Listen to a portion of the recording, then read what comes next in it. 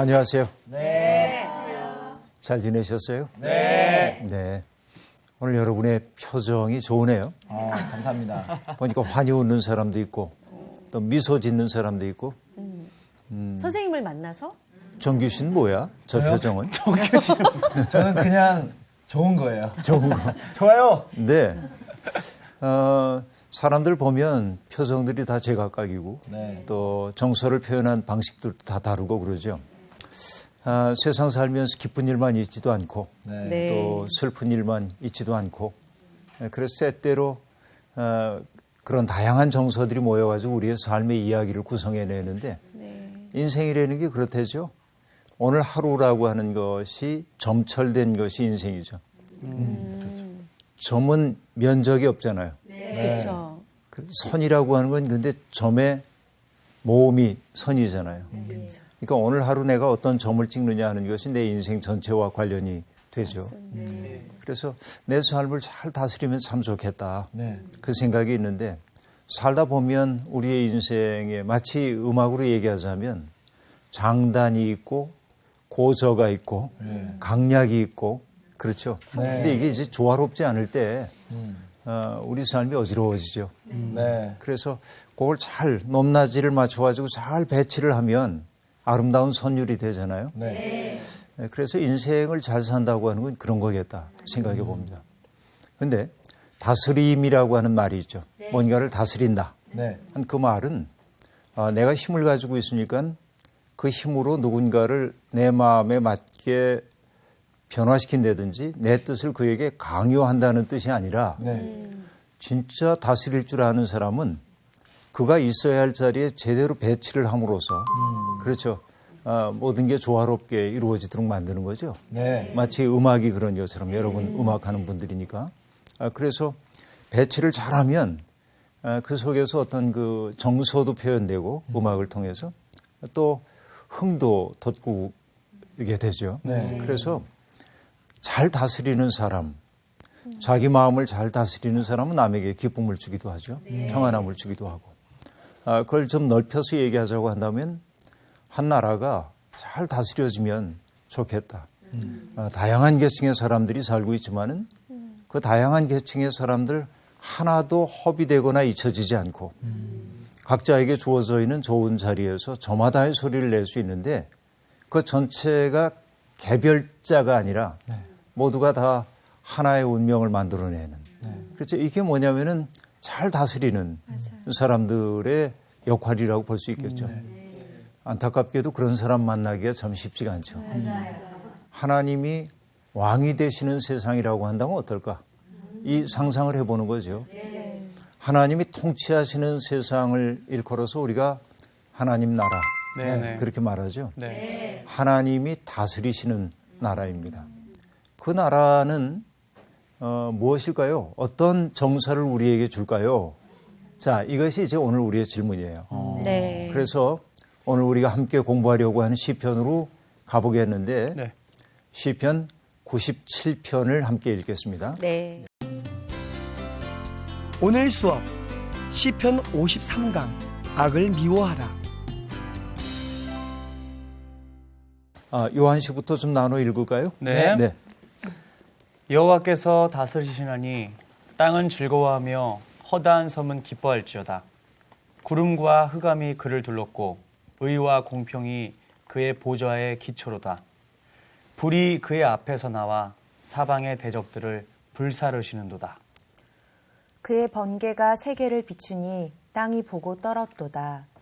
산들이 여호와의 앞, 곧 온 땅의 주 앞에서 밀랍같이 녹았도다. 하늘이 그의 의를 선포하니 모든 백성이 그의 영광을 보았도다. 조각한 신상을 섬기며 허무한 것으로 자랑하는 자는 다 수치를 당할 것이라. 너희 신들아 여호와께 경배할지어다. 여호와여, 시온이 주의 심판을 듣고 기뻐하며 유다의 딸들이 즐거워하였나이다.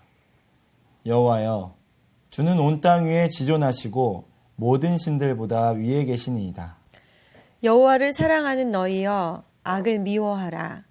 그가 그의 성도의 영혼을 보존하사 악인의 손에서 건지시느니라.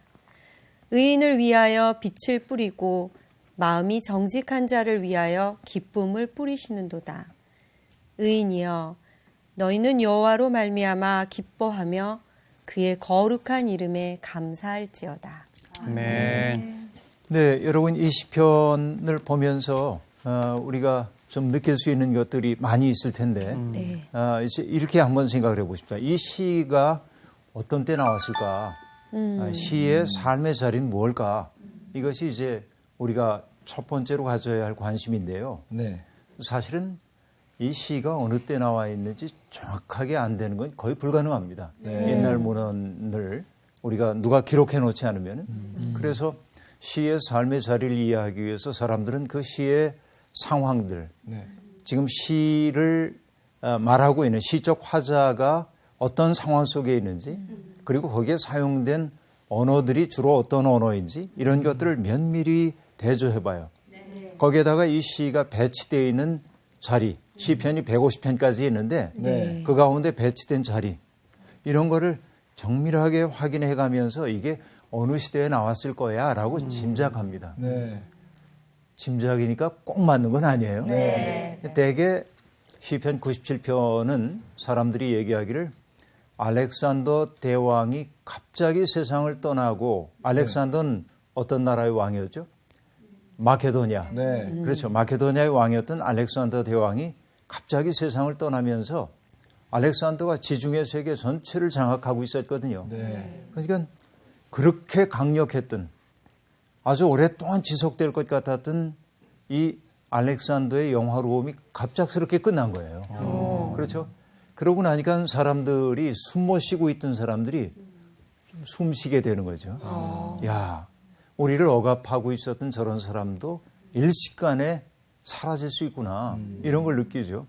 그러면서 유다인들은, 예민했던 유다인들은 결국 역사를 주관하는 분은, 다스리는 분은 세속의 임금들이 아니라 하나님이시구나 하는 것을 이제 느끼기 시작했죠. 네. 그래서 이 시의 첫머리부터 나오는 얘기가 여호와께서 다스리신다 하는 말입니다. 그렇죠? 네. 하나님이 다스리신다. 여러분, 우리 살다 보면 역사의 어둠이 짙을 때가 얼마나 많이 있어요. 그렇죠? 네. 70년대에 양성우라고 하는 시인은 자기 시대를 바라보면서 이런 시를 남기죠. 겨울 공화국. 그렇죠? 이 계절로서의 겨울이 아닌 거 느낄 수 있죠. 그러니까 우리가 살고 있는 역사의 어둠, 역사가 질곡 속에 있음을 겨울 공화국이라는 말 속에 표현하고 있는데, 그러니까 거기에 잔뜩 짓눌렸던 사람들에게 소망이 있다고 한다면 하나님이 통치하신다. 여호와께서 다스리신다 하는 얘기죠. 이게 선언으로 시작되고 있습니다. 그렇기 때문에 하나님이 다스리시는 세계에 살고 있는 사람들이 해야 할 일은 뭐냐면 기뻐하는 겁니다. 그렇죠? 세상에 어떤 억압적 질서가 무너지고 하나님이 다스리시는 새로운 세상이 열릴 때 사람들은 즐거움을 느끼는 거죠. 그래서 그 즐거움에, 나 혼자만 즐거움에 동참하는 게 아니고 어떻게 하죠? 온 땅 초대하고 있어요. 네. 땅은 즐거워하며 허다한 섬은 기뻐할지어다. 땅과 섬을 얘기함으로 온 세상을 지금 얘기를 하고 있는 것입니다. 사실 요한계시록으로 가면 하나님이 통치하시는 세상의 기쁨을 찬양하는 장면이 나오는데, 그거는 땅과 섬만이 아닙니다. 온 우주 전체가 하나님을 찬양하는 것이 나오거든요. 네. 네. 아름다운 노래이죠. 저는 늘 그 요한계시록에 나오는 찬양의 광경을 생각하면 가슴이 벅차 오릅니다. 보좌에 앉으신 분이 있고, 네 생물이 주위에 있고, 24장로가 있고, 천군 천사가 있어요. 그런데 보좌에 가까이 있는 네 생물부터 하나님을 찬미하는 노래를 불러요. 네. 보좌 곁에 있는 어린 양에 대한 찬미이기도 합니다. 그러면 24장로가 아멘으로 화답하고 노래 부르고, 천군 천사가 부르고, 그러면 온 우주가 합창을 하는 거죠.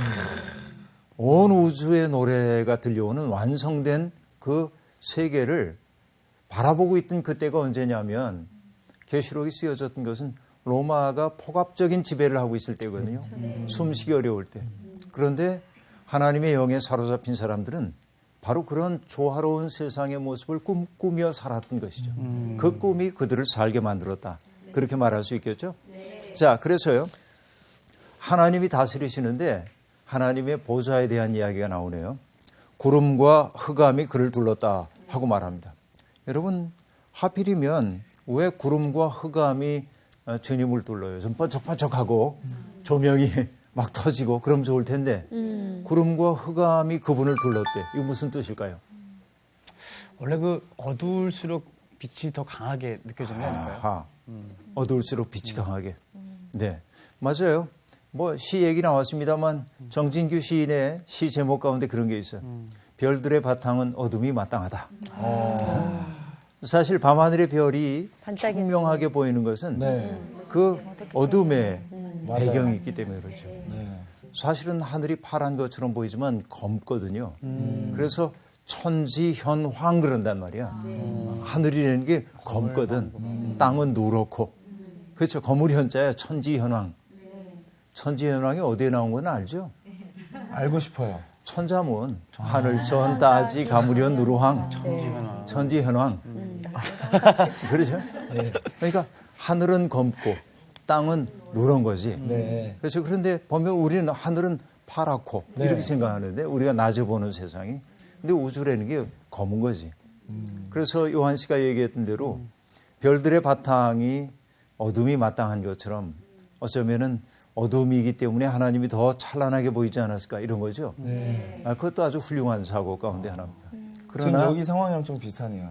여기하고 다 이쁘시고 잘생겼는데 제가 돋보이잖아요. 그런 거야? 예. 대신 사과드리겠습니다. 정유현 선생님 표정 봐지고 이제 어떻게 다 화답을 하셔야 될지 몰라서. 이런 상황 아니에요 지금? 네. 아니 정규 씨가 원하는 반응을 내 해준 거죠. 네. 네.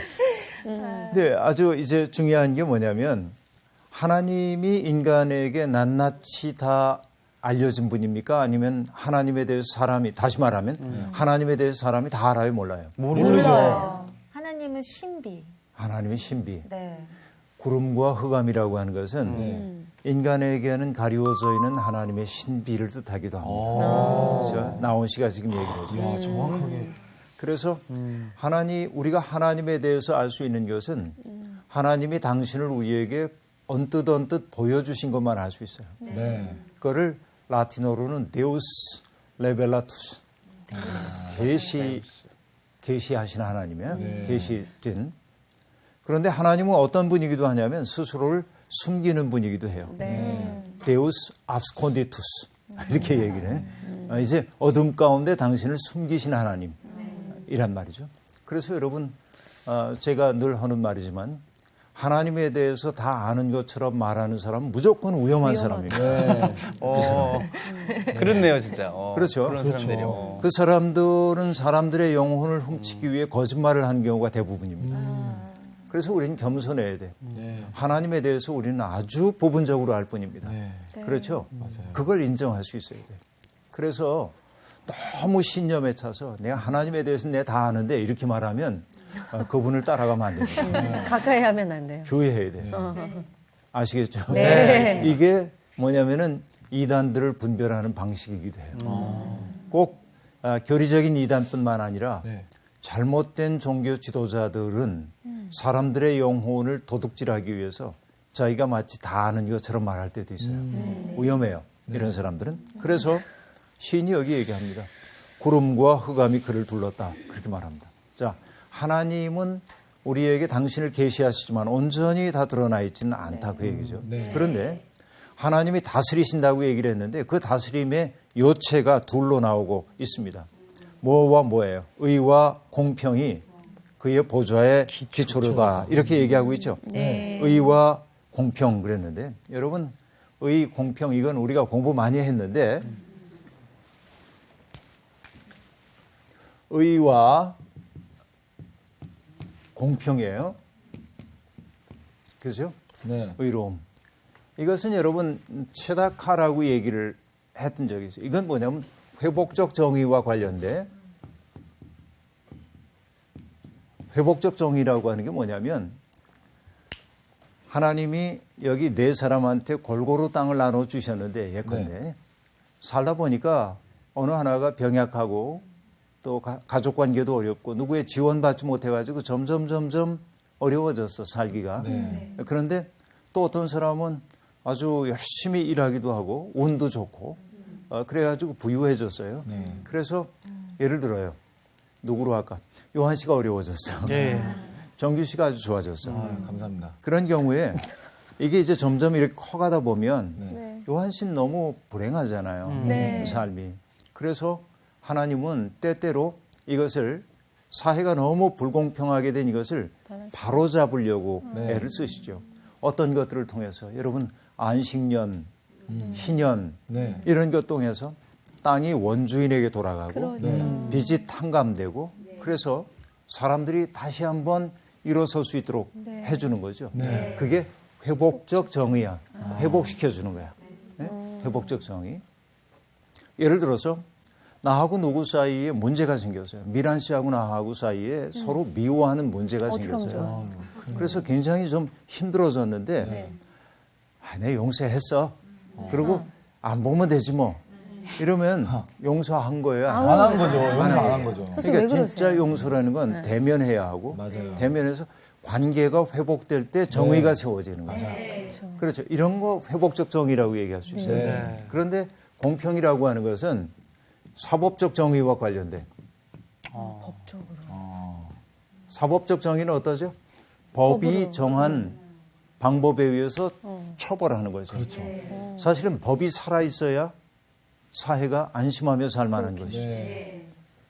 가난한 사람은 조금만 잘못해도 감옥에 들어가고 부유한 사람은 큰 잘못 저질렀는데도 부유하니까 그리고 풀어주고 이런 세상에는 공평이 없는 세상이에요. 그렇죠. 인간 세상에는 이런 공평도 없고 의도 없는 경우가 있어요.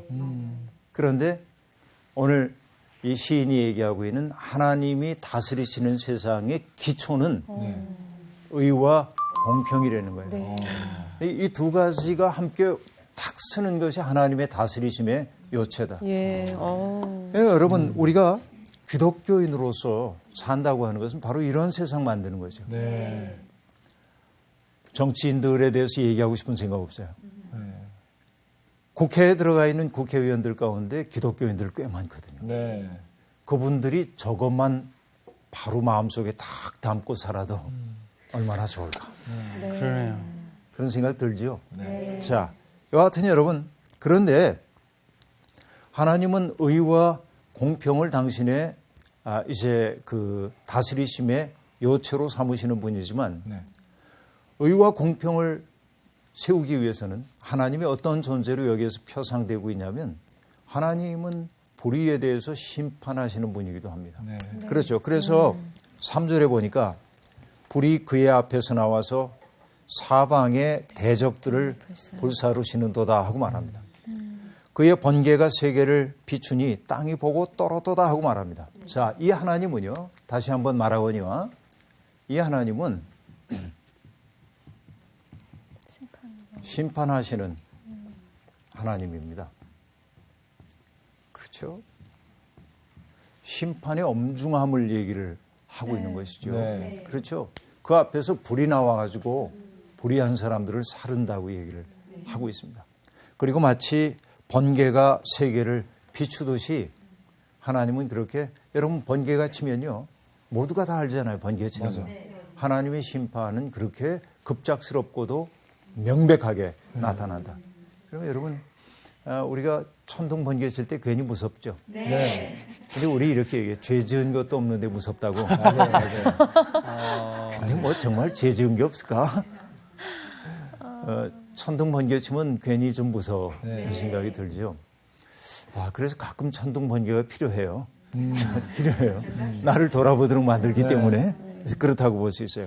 자, 심판하시는 하나님 앞에서 산들이 여호와 앞 곧 온 땅의 주 앞에서 밀랍같이 녹았도다 하고 말합니다. 여기에서 말하는 산이라고 하는 것은 유형의 산을 얘기하기도 하지만 또 산은 산처럼 우뚝한 사람들을 나타낸다고 볼 수 있어요.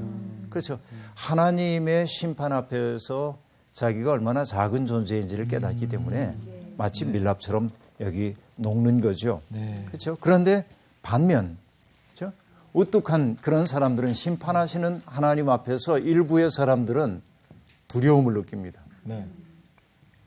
그럴 수밖에 없죠. 네. 이건 불의한 사람들에 속한다고 볼 수 있습니다. 그러나 여러분 두려움만이 아니고요. 하나님의 다스리심이 심판하시는 하나님이 기쁨이 되는 사람들도 있습니다. 네. 어떤 사람들일까요? 그럼 그런 세상에서는 정의와 공평을 누리지 못하는 사람. 네. 약자들이 약자들. 서로 세상에서 힘없다고 그래가지고서는 짓눌리고 살고 있었던 사람. 네. 그런 사람들은 하나님이 심판하시는 새로운 세상이 열리게 되면 기다리는 거죠. 어때요? 자기들이 길을 펴고 살 수 있게 되잖아요. 네. 그렇죠. 그래서 뭐라고 얘기하냐면 하늘이 의를 선포하자 모든 백성이 그의 영광을 보았도다. 이렇게 얘기하고 있습니다. 그렇죠. 여기에서 우리가 아주 중요하게 생각해야 하는 것 하나 있습니다. 자, 이게 뭐냐면 바로 이것이 하나님의 다스리심이라고 얘기했죠. 네. 네. 여러분 천국이라고 하는 게 성경에서 하나님 나라, 네. 마태복음 천국이라고 얘기하고 다른 곳은 하나님 나라 그렇게 얘기해요. 그런데 하나님 나라는 나라 국자가 있어가지고 어떤 장소로서의 어떤 장소를 사람들이 많이 생각합니다. 네. 그런데 하나님 나라라고 하는 말을 가장 잘 표현하는 것은 하나님의 다스리심입니다. 그러면 정규 씨의 마음속에서 정규 씨의 욕망이 다스리질 않고 네. 하나님의 마음이 정규 씨 다스리면 뭐가 이루어졌냐면 내 심 천국이 이루어진 거예요. 그렇죠? 네. 자, 하나님 나라는 너희 가운데 있다 하고 말하는 너희 속에 있다. 누가복음에서 그렇게 얘기합니다. 네. 그것은 in you이기도 하지만 among you 영어로 얘기하면 너희들 가운데 있다 그런 얘기예요. 그래서 여기에 있는 네 사람의 패널들이 서로 맺고 있는 관계가 네. 그렇죠? 서로 이익에 따라서 치열하게 이렇게 다투는 관계라고 한다면 거기에 하나님 나라가 아니에요. 그렇죠. 그런데 이 네 사람이 하나님의 마음으로 서로를 대하기 시작했어. 네. 그렇죠? 그 관계의 중심 속에 하나님이 들어와서 연민의 마음으로 서로를 바라보고 네. 그리고 내가 그에게 선물이 되기를 바람으로 살고 저가 고통받는 문제에 대해서 내가 책임을 지려는 마음으로 살고 그래서 하나님의 다스리심이 우리의 관계 속에 오게 될 때 바로 그것이 뭐냐면 하나님 나라가 우리 가운데 온 거야.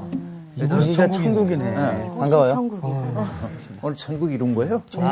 네. 네. 그러니까 하나님의 다스리심이라고 얘기를 해요. 그렇죠? 하나님이 다스리시는 곳에서 있는 것이 이런 것들이라고 얘기했죠. 네. 그 얘기는 뭡니까? 오늘날 우리가 하나님 나라 혹은 천국을 믿으며 산다고 하는 것은 이렇게 불의한 세상이 힘겨우니까 난 이 세상 말고 죽어서 여기 갈 소망이 있어라고 말하면 안 된다는 거예요. 네. 그렇죠. 결국 하나님 나라를 믿는다고 하는 것은 지금 우리가 살고 있는 세상을 이런 세상으로 만들어. 바꿔가야 돼. 네. 야, 그럼 선생님 이게 지금 말씀드렸는데 마태복음 6장 33절에 먼저 그의 나라를 구하라는 그렇죠. 게 이게 같은 같은 의미가 맥락이에요. 아주 잘 아, 오늘 얘기해요. 진짜 오늘 처음으로 나 오늘- 전도사님 같았어요. 천국 백성이에요, 저 오늘. 하나님의 나라와 그의 의를 구하라 하고 얘기했죠. 그러니까 많은 사람들이 천국이라고 하는 것을 내세에 관련된 문제로만 바라보는 경향이 있어요. 죽어서 가는 나라. 맞아요. 그러니까 아유 세상에서 내가 고생해도 내가 하나님 믿었으니까 예수님 믿었으니까 난 좋은 데 갈 거야. 그렇게 하니까 우리가 사는 세상은 언제나 힘 있는 사람들이 힘없는 사람들을 억압하는 세상이 될 가능성이 있어요. 네. 근데 하나님의 다스리심이라고 하는 것은 죽은 다음에 우리가 누리는 그런 세상만을 얘기하는 게 아니에요. 오늘 우리가 살아야 하는 세상의 내용이 돼야 하는 거죠. 그래서 기독교인들, 특별히 성서를 가지고 살고 있는 사람들의 삶은 사회 책임을 질 수 있어야 돼요. 많은 사람들이 개인 구원이냐 사회 구원이냐 따집니다. 이 둘은 절대로 나뉠 수 없는 거예요. 개인은 사회 속에 있고 사회는 개인 속에 들어와 있기 때문에 그래요. 네. 내가 온전해지지 않으면 사회도 온전해지지 않아요. 사회가 건강해지지 않으면 나 또한 건강하기 어려워요. 이 둘은 나눌 수 없는 거예요. 기독교 신앙은 그래서 영적인 문제만 다뤄야 한다고 얘기하는데 영적인 문제만 다루는 기독교 신앙은 없어요. 왜냐하면 여러분 인간이라고 하는 게 복합적 존재예요. 그렇죠? 네. 나라고 하는 존재가 처해 있는 사회적, 역사적, 그렇죠? 여러 가지 상황들이 있기 때문에 네. 그 속에서 하나님을 믿는 사람으로 산다는 건 뭔지, 그렇죠? 심판하시는 하나님을 바라보면서 나는 불의와 차별에 공감하지 않을 수 있어야 되고 네. 지금 차별과 불의 속에 있다 해도 하나님을 심판하시는 하나님을 믿으면서 이쪽 방향으로 내 삶을 바꿔나갈 수 있게 될 때 바로 그는 책임적인 인생을 산다고 말할 수 있겠죠. 이게 아주 중요한 부분이라고 볼 수 있습니다. 자, 그런데요. 여러분 7절을 보세요. 조각한 신상을 섬기며 허무한 것으로 자랑하는 자는 다 수치를 당할 것이라. 한마디로 얘기하면 우상 숭배하는 자들이 수치를 당할 것이라고 얘기하고 있는데요. 네. 너희 신들아 여호와께 경배할지어다 하고 말합니다. 자, 여러분 보면요. 우상을 중심으로 살아가는 사람들에게는 하나님이 다스리신다는 소식이 기쁜 소식이 아닙니다. 네. 그렇죠? 그들에겐 그게 심판의 소식이 되고 있기 때문에 그렇습니다. 그런데 여러분 우상을 섬기며 산다고 하는 그 마음이 뭔가를 생각해 보자고요. 우상이 뭐죠? 아이돌. 아이돌. 아이들. 이거 참 굉장한 뭔가 발견이네. 그 믿음의 존재가 네. 되는 거잖아요. 하나님을 예. 대신해서 하나님을 대신해서 어떤 믿고자 하는 아하. 중요하게 생각하는 것. 네. 한마디로 이렇게 얘기합시다. 우리의 마음의 지성소 속에 네. 가장 소중한 곳에 모셔져야 할 분이 하나님인데 네. 그 자리를 대신 차지하고 앉은 게 우상이에요. 네. 그러니까 때때로 돈이 우리 우상 노릇하고 현대 세계에서는 또 어떤 이들에게는 학벌이 우상 노릇하는 경우도 있고요. 또 심지어는 자기 자식이 우상이 되는 경우도 있습니다. 네, 그렇죠? 맞아요. 우상이라고 하는 건 그런 건데 우상론을 다시 지금 길게 얘기할 수는 없고 우상이라고 하는 게 본디 헛것이죠. 그것은 형체가 없는 것이라고 얘기할 수 있어요. 네. 그런데 우상의 문제가 뭔지를 봅시다. 대개 사람들이 우상을 섬기는 까닭이 있어요. 두려움? 음? 두려움? 우상 섬기는 까닭이 두려움이기도 하죠. 근데 이게 두려움이라고 하는 게 불안이기도 하죠. 네. 맞아요. 불안. 네. 어떤 그 불안하기 때문에 뭐라도 좀 붙잡고 싶은 거죠. 맞아요. 하나님 눈에 안 보여요. 네. 그래서 사람들은 눈에 안 보이는 것보다는 눈에 보이는 것, 가시적인 것을 손에 잡고 싶어요. 맞습니다. 어두운 산길 걸어가는데 혼자 가는 것보다는 애기라도 손 붙잡고 가면 좀 안심이 맞아요. 좀 그런 거 있죠. 네. 인간이 참 묘합니다. 그런 거 있는데 우상을 숭배하는 마음은 결국은 불안과 두려움 네. 때문인데 네. 그래서 사람들은 불안하기 때문에 불안을 잊을 수 있는 대용물들을 네. 찾기 시작합니다. 네. 그렇죠? 그래서 불안을 잊을 수 있는 대용물인데 뭔가 가시적인 것이어야 돼. 그래서 그야말로 깎아 만든 신상 같은 것들을 가지고 있다든지 집에 모신다든지 이래서 마음의 위로를 받고 싶어 하는데 네. 중요한 것은 나는 지금 현대인들에게 우상이라고 하는 것은 네. 뭐 어떤 집에다 부적 붙여놓고 뭐 상을 모시고 이런 얘기 하고 싶지 않고요. 뭐가 우상이 되고 있냐면 쉽게 이 시대로 얘기하면 돈이에요. 어떤 신학자는 얘기합니다. 출세. 이게 이제 우상이 되고 있다는 거예요. 맞아요. 돈과 출세. 이거 위해서 자기의 양심도 팔기도 하고요. 네. 그렇죠. 자기의 주체도 내려놓고 이렇게 이제 지내고 있는 것이죠. 자, 결국 보면 이걸 확보하는 것이 불안을 잊을 수 있다고 사람들이 생각하기 시작합니다. 네. 그렇죠? 이런 마음들이 가득 차 있는 세상에서는 그 세상에서의 인간은 존엄한 주체가 아닙니다. 그렇죠. 자, 여기에서 보세요. 인간은 다시 얘기하면 하나님의 형상이 네.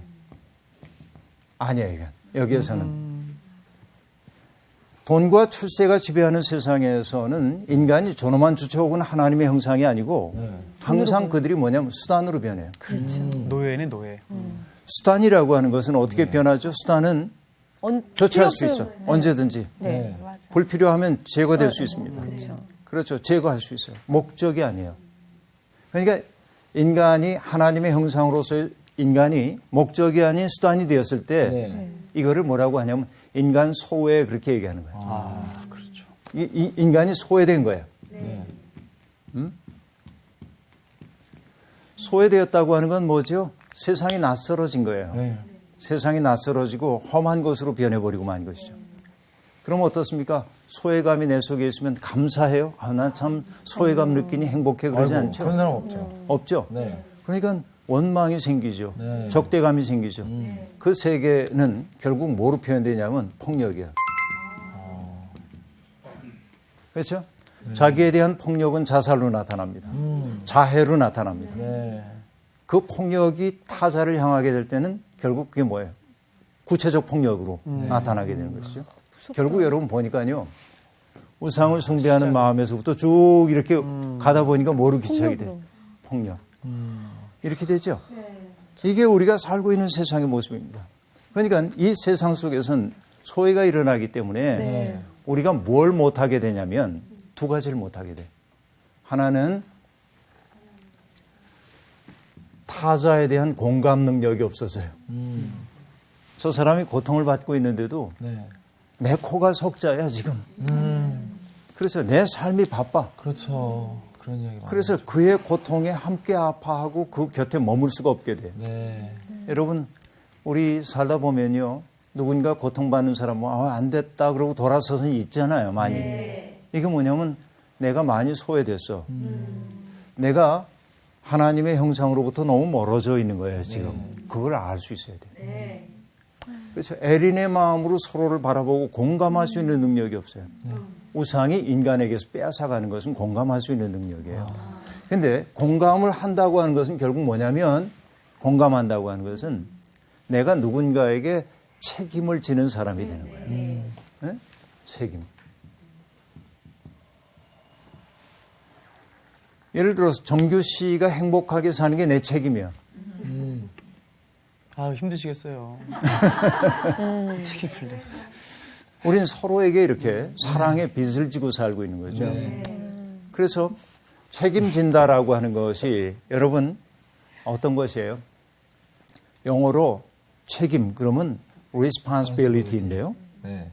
발음이 많이 다르신데 그렇죠? 우리가. 근데 그 책임이라고 하는 말의 형용사는 response 그 동사 네. 그렇죠? 반응하는 거죠. 응답하는 거죠. 네. 응답과 책임이 함께 가고 있어요. 책임을 진다고 하는 건 뭐냐면 너의 필요에 내가 응답할 줄 아는 능력이에요. 그래서 우상을 숭배하는 사람들에게 그 능력이 없어요. 네. 우상은 언제나 우리에게 뭘 요구하냐면 내가 세상의 중심이 되어야 한다고 만들어요. 나만 보이는 거죠. 나만 보이는 거죠, 우상은. 근데 하나님은 어떤 분이냐면 내가 세상의 중심이라는 생각으로부터 나를 점점 멀어지게 만들어요. 항상 다른 사람을 배려하며 살게 만들어요. 오케이? 네. 그래서 여러분 과시같이 그러니까 여러분 대용물을 찾는다고 얘기했는데 사람들이 대용물을 찾다 보면은 여러분 남에게 나를 돋보이게 만들고 싶어 하는 것들을 갖고 싶어 하죠. 네. 그걸 뭐라 그래? 그 희귀한 것. 그거를 뭐라 그러죠? 그걸 내가 얻었어. 득템했다고 그러네. 맞아요. 희귀템, 득템. 아, 희귀템. 희귀템. 그런 거. 희귀 아이템. 근데 결국은 그게 뭐냐면은 우리가 그게 교환 가치가 있기 때문에 소비하기보다는 나를 과시할 수 있기 때문에 자랑할 수 있는. 사용의 경우가 많이 있죠. 근데 심지어 이제 그런 태도가 내면화되면 어떤 문제가 생기냐면 하나님조차도 거래의 대상으로 생각해요. 내가 하나님 앞에 이만큼 드렸으니까 하나님도 내게 이렇게 주시겠지? 이 생각이 우리 속에 있다 하는 얘기이죠. 그렇죠? 근데 여러분 어쨌든 우상이라고 하는 것이 얼마나 허망한가 하는 거 우리들이 이제 봤는데요. 반면 여러분 우상을 섬기는 사람들에게는 이제 그런 그 두려움이 그에게 안겨지는데 8절에 보니까 여호와여 시온이 주의 심판을 듣고 기뻐하며 유다의 딸들이 즐거워하였나이다. 자 보세요. 주의 심판이 불길한 소식만이 아닙니다. 네. 그렇죠? 누군가에겐 기쁜 소식이에요. 하나님이 심판하신다. 이거는요. 무서울 수도 있지만 하나님이 심판하신다는 그 사실 자체가 오늘을 역동적으로 살아갈 수 있는 배경이 되기도 합니다. 미국의 소설가가 있는데요. 존 치버라고 하는 사람이 있는데 그 사람이 이제 팔코너라고 하는 소설이 있어요. 네. 그 소설은 대학 교수인데 마약을 하다가 살인을 저지른 사람이 감옥에 들어간 얘기예요. 거기에서 그가 주교에게 편지를 쓰는 장면이 나옵니다. 주교님한테. 그런데 그가 뭐라고 얘기하냐면 인류의 가장 보편적인 이미지는 사랑이나 죽음이 아니라 하나님의 심판입니다. 이제 그렇게 써요. 그렇죠? 하나님의 심판이 있다는 사실이 나로 하여금 오늘의 삶을 의미 있게 살도록 만든다는 얘기죠. 이게 시편 97편과 관련된다고 볼 수 있겠습니다. 자, 어쨌든 하나님이 통치하시고 하나님의 통치는 심판으로 나타나기도 하는데 하나님은 모든 신들 위에 계신 그런 분이죠. 네. 그래서 10절이 얘기합니다. 여호와를 사랑하는 너희여 악을 미워하라 하고 말합니다. 악을 미워하라. 자, 하나님의 심판을 이제 그 믿는 사람들은 악을 미워하라고 얘기하는데 여러분 악이라고 하는 글자가 네. 이렇게 이제 그림으로 그려보자고 한다면 네. 우리가 약자로는 뭐 그냥 이렇게 씁니다만은 이렇게 원래 이렇게 돼 있죠. 이게 이렇게 그려야 맞자예요. 되더라고요. 버그마자예요. 그리면 이렇게 돼. 버그마자인데 여자들 백에서 보니 약간 본 것 같은데 저거. 근데 버그마자에다 마음심이 있잖아요. 이렇게. 근데 이 버그마자는 중국에서 뭐냐면 무덤을 그린 그림이에요. 그래서 무섭네. 이 악한 마음이라고 하는 아심이라고 하는 건 뭐냐면 상대방에게 무덤을 안겨주고 싶은 마음. 그러니까 이것은 재앙을 안겨주고 싶은 마음이고 불길한 것을 무서워. 안겨주고 싶은 마음이 악이에요. 그러니까 여호와를 사랑하는 사람들이 정말 내면화해야 할 가장 중요한 가치가 있다면 뭐냐면 악을 미워하라. 내 속에서 상대방이 잘못됐으면 하고 바라는 그 마음을 버려야 돼. 왜냐하면 우리 모두 하나님의 심판 앞에 있기 때문에. 그렇죠? 이거 얘기하고 있어요. 악을 미워하라. 우리가 악을 미워할 때 저런 마음을 내 속에서 버리게 될 때 여러분 하나님이 성도의 영혼을 보존하시고 그리고 악한 의도를 가지고 있는 사람들에게서 우리를 구원해 주신다 하고 얘기하고 있습니다. 그렇죠? 정규 씨가 종종 좋아했던 성경 구절이 있어요. 악은 모양이라도 버려라. 어떻게 하셨죠? 맨날 전에 얘기하고. 얘기했기 때문에. 제가 그거 이번 송구영신 예배 때 말씀 뽑았거든요. 아, 그랬어요? 네. 제가 지금 저거 보면서 그래. 그렇지. 맞아.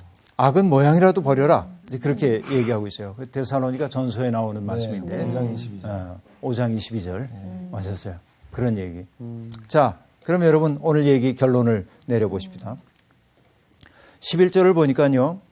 의인을 위하여 빛을 뿌리고 마음이 정직한 자를 위하여 기쁨을 뿌리시는도다. 자, 하나님이 다스리시는 세상에서 기뻐할 수 있는 사람들은 누구냐면 의인입니다. 마음이 정직한 사람입니다. 근데 역동적이죠. 그 앞에 하나님이 빛을 뿌리신대. 이거 참 재밌어요. 기쁨을 또 뿌리신다. 우린 추수하면 되겠네요. 그러네요. 걸어가기만 하면 되겠습니다. 그래서 우리가 해야 할 일은 뭐냐면 하나님이 다스리는 세상에서 인간들이 해야 할 일이 있으면 딴 거 없습니다. 기뻐하는 일입니다. 즐거워하는 일입니다. 여전히 하나님의 다스리심이 이 땅에서 이루어지지 않은 것처럼 보여도 우리에는 분명히 확신하는 것은 결국 세상을 심판하시고 다스리는 분은 하나님이다. 아멘. 그러면 여러분 낙심하지 않을 수 있는 거예요. 네. 결국 우리가 부활신앙을 갖고 산다는 것도 어떤 의미겠습니까? 주님이 이미 죽음에 대한 승리자가 되신 거예요. 네. 그러면 나는 세상에 싸우다가 패배해도 괜찮아요. 네. 왜? 내가 패배한 자리에서 주님이 다시 시작하실 것이기 때문에. 네. 이게 부활신앙이에요. 저도 괜찮아. 주님은 지는 법이 없기 때문에. 그렇죠? 그러면 우리 내면 속에 뭐가 옵니까? 자유로울 수 있어요. 기쁨과 즐거움 뿌리시는 그분. 참 아름답죠? 네. 여러분, 하나님의 다스리심, 이것이 역사 또 온 우주 가운데 나타나야 하지만 여러분의 관계 속에 그리고 여러분의 마음 속에도 그 다스림이 나타날 수 있으면 좋겠습니다. 오늘 수업 마칠게요. 고맙습니다. 감사합니다.